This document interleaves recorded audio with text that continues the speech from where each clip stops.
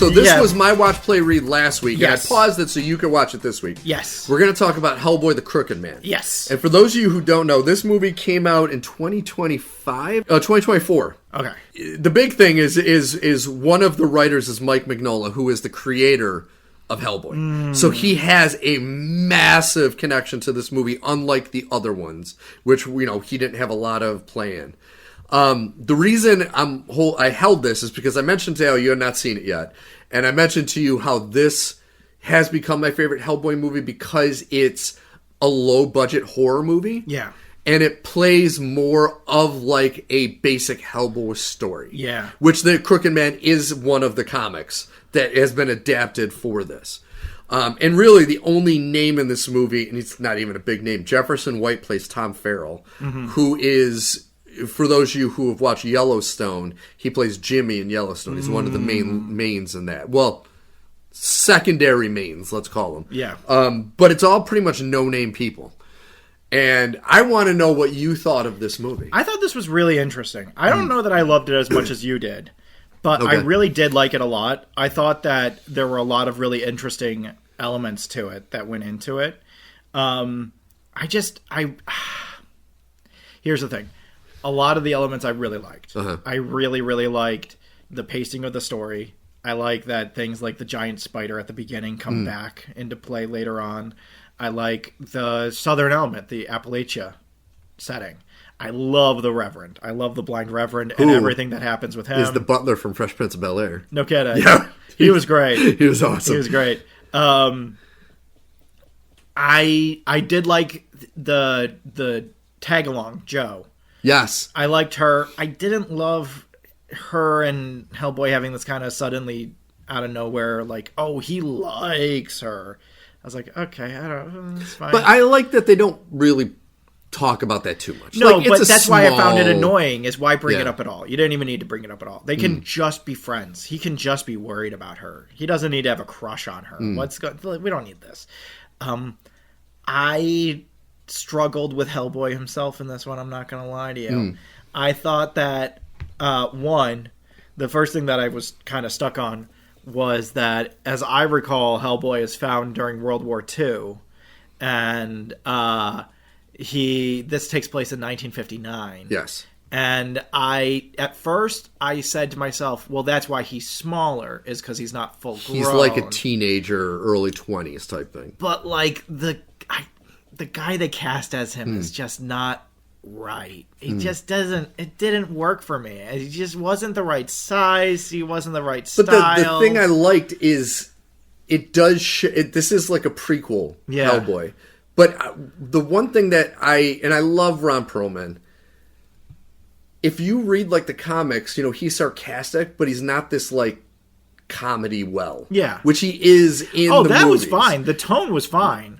I love that at one point he eats his own cigarette. Yeah. I thought the tone was fine. It was simply like the guy playing him, I just didn't like his acting choices. Well, he has not had a lot of acting. He was in, the only thing I could find that I recognized was he was Black Tom in the prison in Deadpool 2. Yes. That was the only thing I could find that I recognized him from. And just like, he was fine, but he didn't have the stature.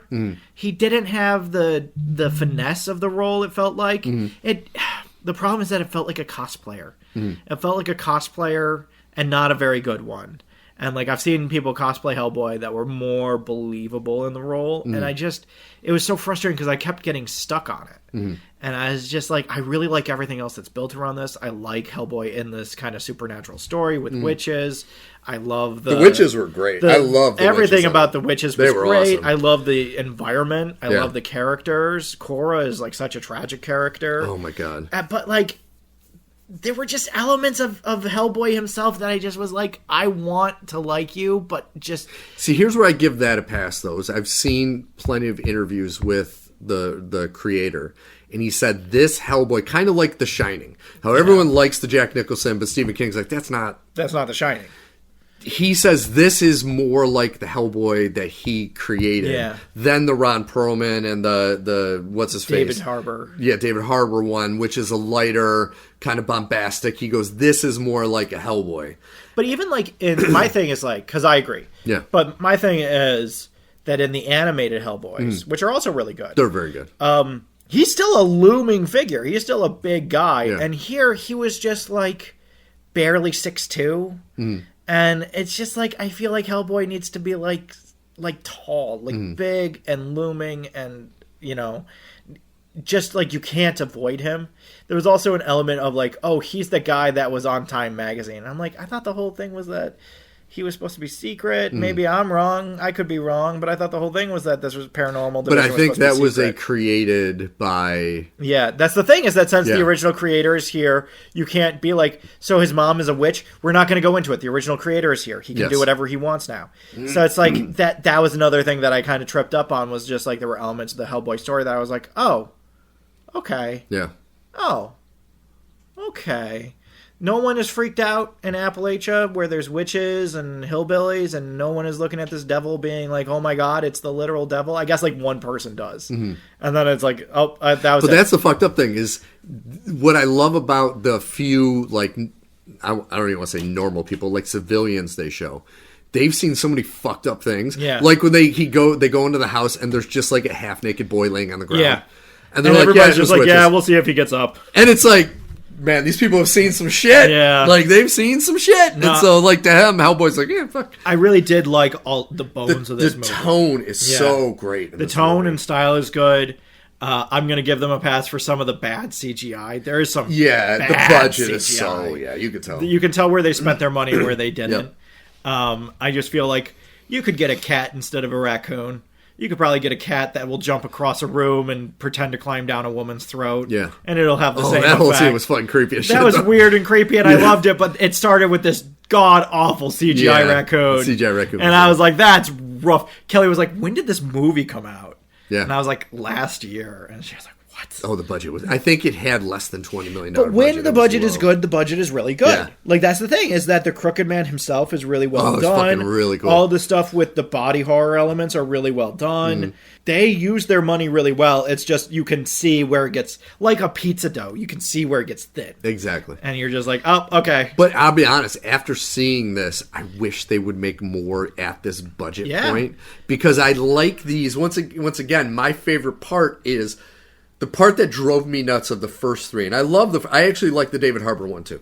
The first three, every one of them, there's a part where they say, oh, you're the bringer of death to the world, and his horns grow, and he has to rip them off, and all this doesn't even come up in this fucking movie. No, we don't do anything. He is just a paranormal investigator with a big fucking arm, and he's red. One of my favorite things about this movie is that it is so centrally, it's not about Hellboy being the destined whatever.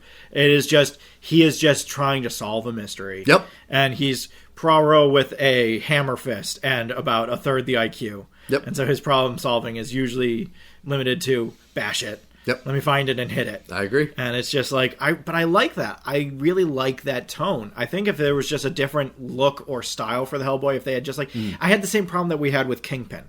He's not big enough.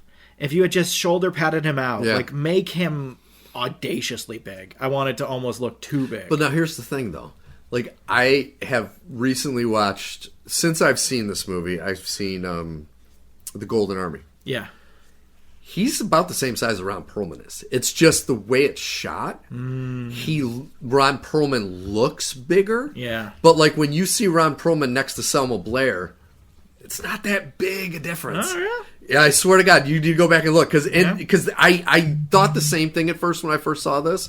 And I've gone back and rewatched it a few times.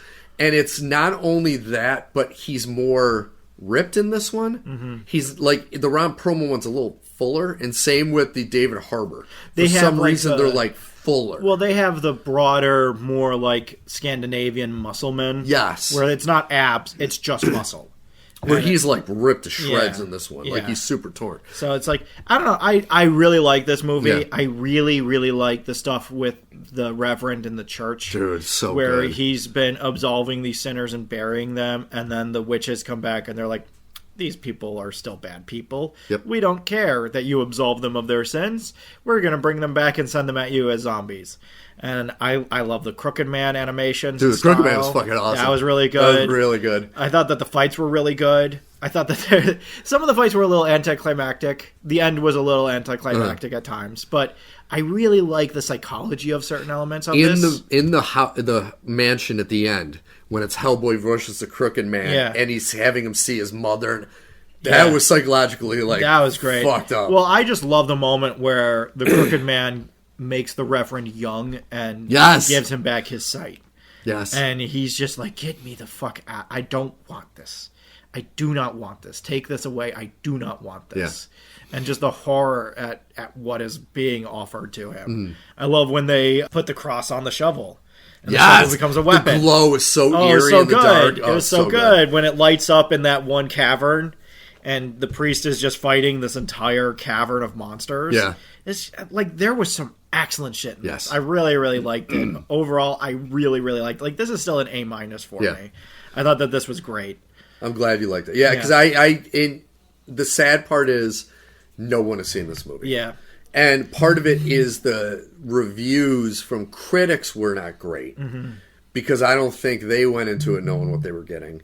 And so I don't think a lot of people have seen this movie. And I think if more people saw this, especially fans of the comics, it would be more popular than it is. Well, and the thing that I find curious is what the distribution on this was like. Because Hellboy, I get it. Hellboy had diminishing returns, right?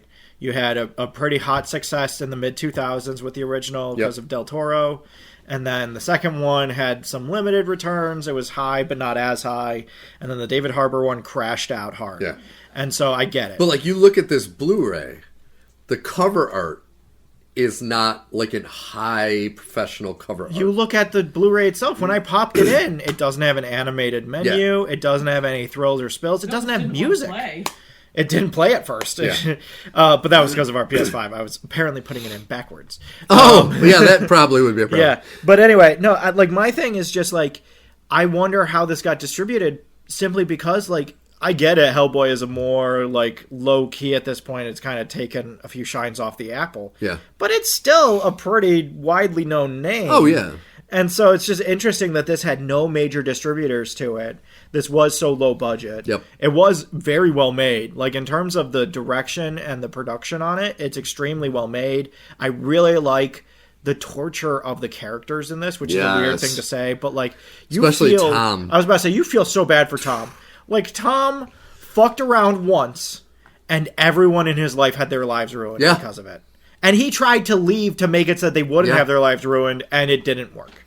And it's just like... And then after he finds his dead father, who was a horse... Yeah. Because the witch turned him into a horse, and he dies, and then he has to fight his father because he comes back to life as a zombie. Yeah. And you're like, fuck, this poor guy. Like, he just wants to bury his dad. Well, his ex, his high school girlfriend, has been... forced to be a witch by the same witch that got him, and she's going through hell, and then the scene when the snake is like going in her mouth. Oh and, my like, god! Oh my god! It was such a like it's a visually disturbing movie at times, but in a good way, like in a very like oh my god, I can't believe how freaking. No, it's intense. I'm glad you liked it. I thought it was very good. I thought that they did an excellent job with the money that they had.